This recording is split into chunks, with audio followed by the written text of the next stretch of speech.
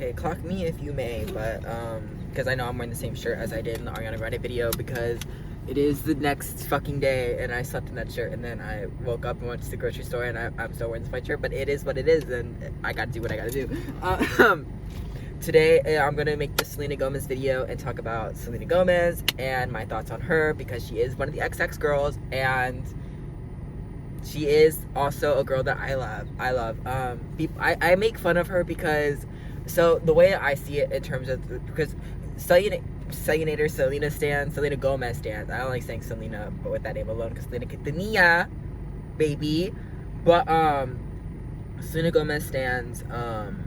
They hate Demi Lovato stands, and I stand talent over Selena Gomez.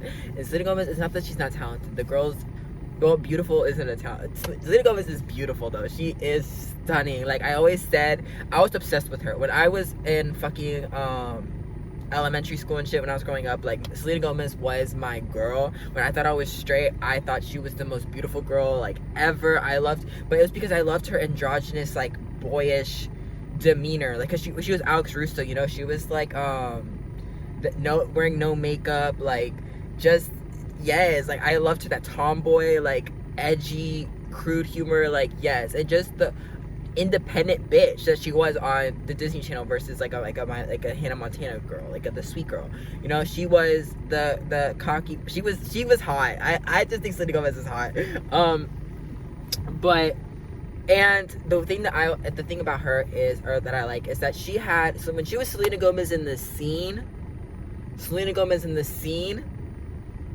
She made bops. She made Naturally. She made what's that fucking I Love You Like a Love Song, A Year Without Rain. That girl literally went off. Like that was like her prime. I'm gonna start driving. But that was her prime. And not to say that she hasn't evolved, she's matured, and honestly and that's good too, but the thing about it is I don't think she really has like a musical direction that's really her own, if that makes sense. And I'm going to talk about that in a second, explain that further.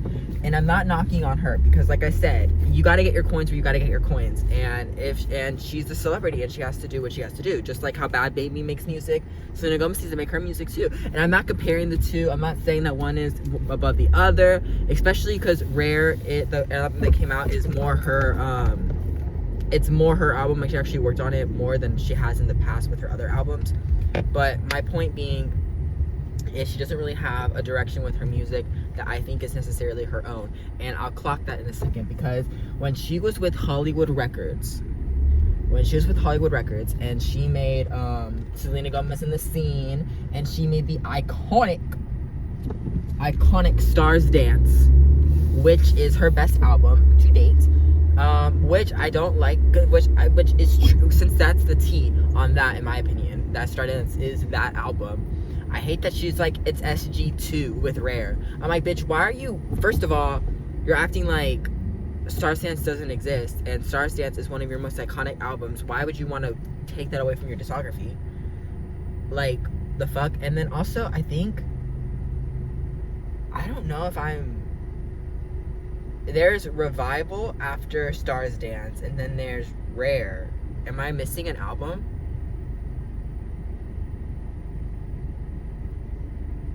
I don't know. But, okay, and my point, though, is that Stars Dance and Selena Gomez in the Scene, she was doing, I feel like Hollywood Records, they utilized her voice by making her a pop singer. They made her pop, dance, EDM. They really did, like, because you don't really need vocal abilities for that. It's more about the production of the music. So her production of her music made up for her lack of vocals, which is good, and that's iconic.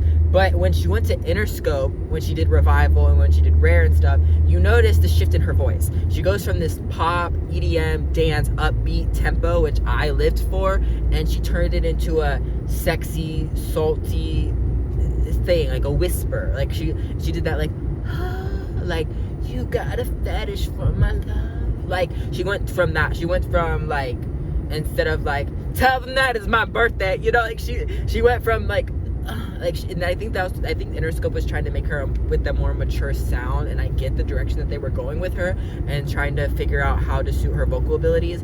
But to me, I prefer that pop bitch, because like I said, I love pop music, and I just feel like she could have been it. I just love the vision that Hollywood Records was giving her versus the vision that Interscope Records is giving her. They're giving her that sexy sound, and I guess it makes sense, because she, like I said, the girl's beautiful. I understand why they want to capitalize off of that and make her like this beautiful girl, this beautiful sexy girl, versus Stardance is being this pop girl, like a pop fun girl. And the Stardance era is just so good. Beat in my face. Like, I just, that album is so good, and Stardance is so good.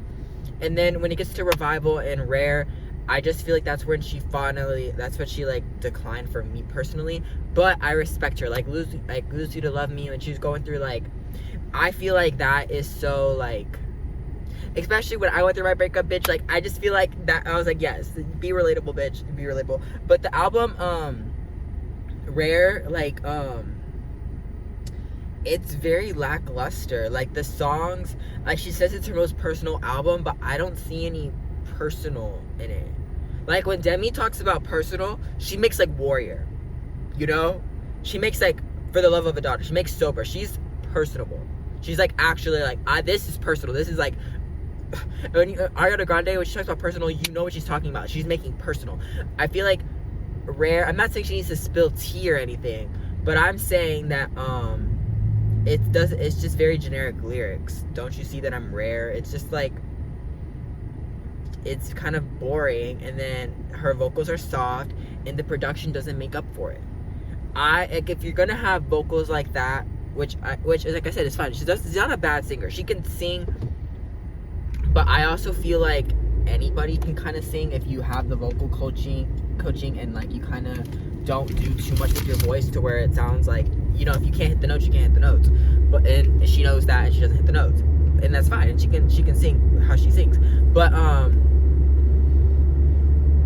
I feel like with Stars Dance, it just was, that was to me what was it. But she did do production when she did that Fetish era. When she did Fetish, that was her last solid bop. Fetish was so, I remember, because Selena Gomez and Demi Lovato specifically, because when it comes to the X, it's, Miley Cyrus is legendary. She's top tier. She's in line with Taylor Swift. She is iconic, and I will get to her in my video about her. Then it goes to Ariana Grande. Ariana Grande is the next most successful. Demi Lovato and Selena Gomez are kind of neck and neck in terms of the success rate. And I think that they capitalized off of that a lot, because if you remember, it was Stars Dance versus Demi, like those albums, and then it was Confident versus Revival, and then it was like that Fetish versus Sorry Not Sorry.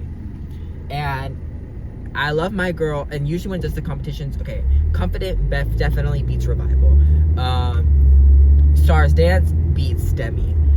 Fetish and Sorry Not Sorry had more success, but Fetish was that song. I fucking loved that drop, and it was, I loved Fetish. Yeah, I'm singing it in my head. I'm just remembering. Yeah, that song was 2017 favorite. That being said, and then when she made The Heart Wants What It Wants, yes, but that was Hollywood Records when she was leaving it, and she made that For You album, like which is just like a bunch of other of her old music and then some new songs like The Heart Wants What It Wants. I thought that album was so emotional. When she gets emotional like that, Chuck's, yes, I just like, and then Lose You to Love Me, like, I love when she gets like that. The Heart Wants What It Wants was such a sad music video too. Like the way she like cried, and she's so pretty, and I cried. Like I The Heart Wants What It Wants was so good, and I can get her going in the direction. I see her wanting to get mature, but I just wish she brought back that pop, upbeat sound. And she used to do a lot of EDM, like when she made that song with Wolves, and I didn't like that song. I don't like when she collabs, but I do like when she works with like Zed.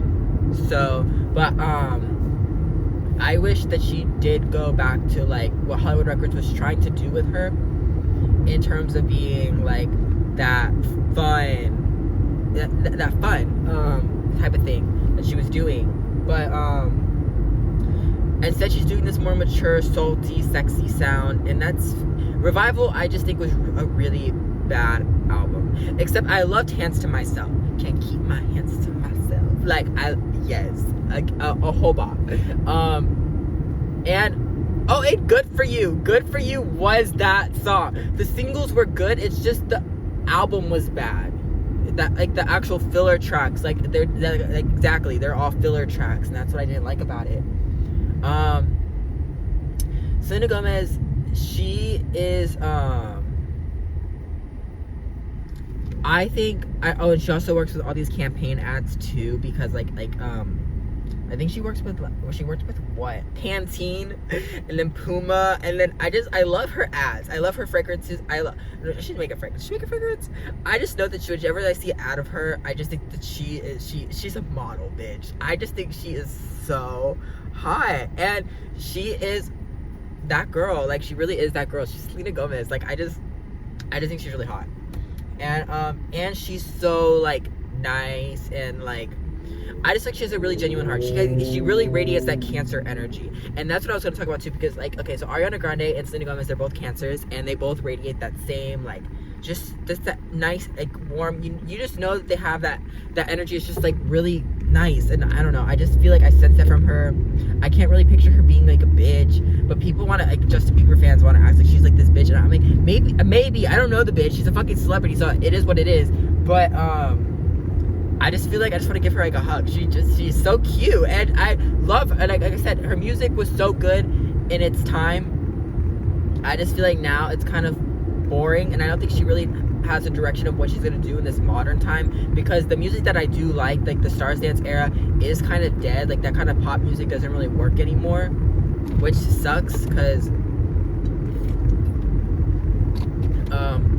I really like that kind of music, but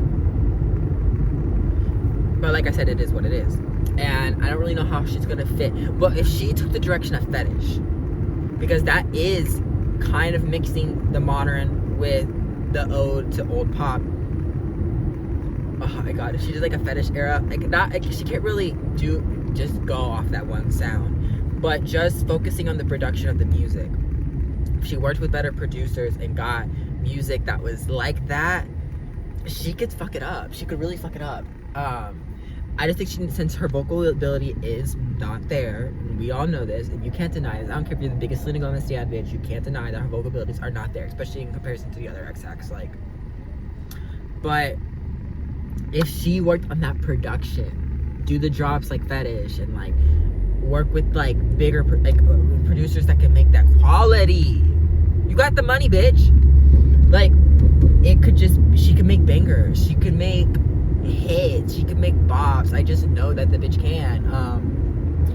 Rare, I get, like, she was really passionate about it. She tattooed it on her fucking hand. She really thought Rare was it. And if that made her happy, and I feel like because she wrote on it a lot, if that made her happy and that is like it for her, then congrats for her. I want artists to do what they genuinely want to do, and not just what I want to see from them, you know?